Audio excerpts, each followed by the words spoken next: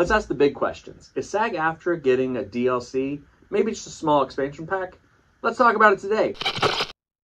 So for those of you who've been living under a rock, SAG-AFTRA, the Screen Actors Guild of America, as well as the Writers Guild of America, have been on strike for about the last 3 months, essentially turning LA into a ghost town. Where did everybody go? A little known fact is that earlier this year, there were actually talks and negotiations with the Interactive Media Union. Now, a lot of people have probably not heard that term before, so let's break it down. The Interactive Media Union is actually the union that represents SAG-AFTRA members who are in interactive media. What's interactive media? I think everybody knows what interactive media is.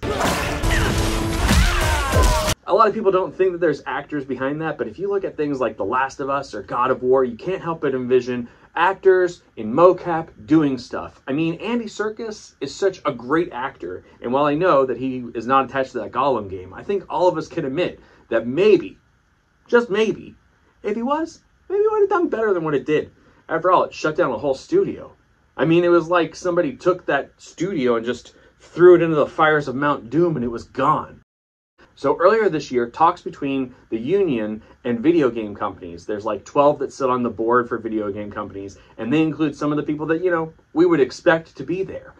People like Insomnia Games, WB Games, Disney Interactive, Take-Two, Activision, and several others. Big names in the entertainment industry. As a matter of fact, some of those names seem like they might be on other negotiating tables. That's right, Disney, check. Sony, check.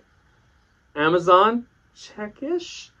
With all these big names sitting down to yet another table, a new strike looms on the horizon, because now that the extension of the deal that was brokered earlier this year to keep the video game industry moving has expired.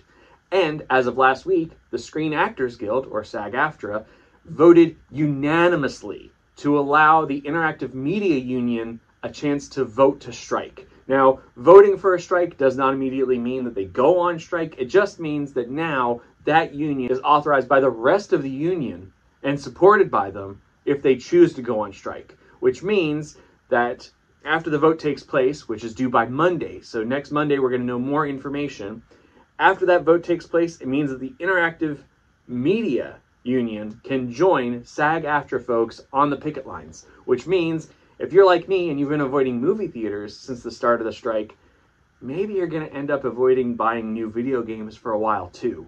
Because it's one of those things where they're fighting for essentially the basics. They're fighting for the respect of the industry itself. After all, they're competing now not just with other actors, but with AI, which has become a pervasive part of the industry, meaning that there's a difference between using it as a tool and trying to use it to replace the lowest level. And I think that what the studios and the bigwigs are trying to do is use it to replace the lower level. But I think that what actors and writers and all the folks who work in the industry actually want is for it to be labeled as just a tool and to prevent it from getting the same jobs and creative opportunities that people trying to enter into the industry are deserving of and should be getting.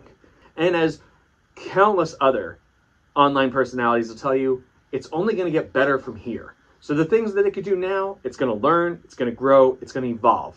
It's already taking essentially ground level jobs, and studios, of course, are looking at it from the terms of like, oh, well, if we use AI for this, we only have to pay it once, and then we don't have to continuously pay it. We don't have to pay dividends on top of it. We don't have to support it. We don't have to pay for long things. We can invest in things like crunch time, all that stuff that we don't like, because when you hear about it, you think, man, I can't believe they put those people through that to get something that I love. And is me paying for what I love going to support that kind of habit? So it's a tough place to be in, but I think everybody squarely is waiting for the Screen Actors Guild to just say, hey, we want you to stop streaming. If they say do it, I'm going to support them by doing it. I'll pull the plug. And I have countless things that I want to watch, but I will not watch them to support them getting a fair deal and a good break. However, I'm interested to know what you think.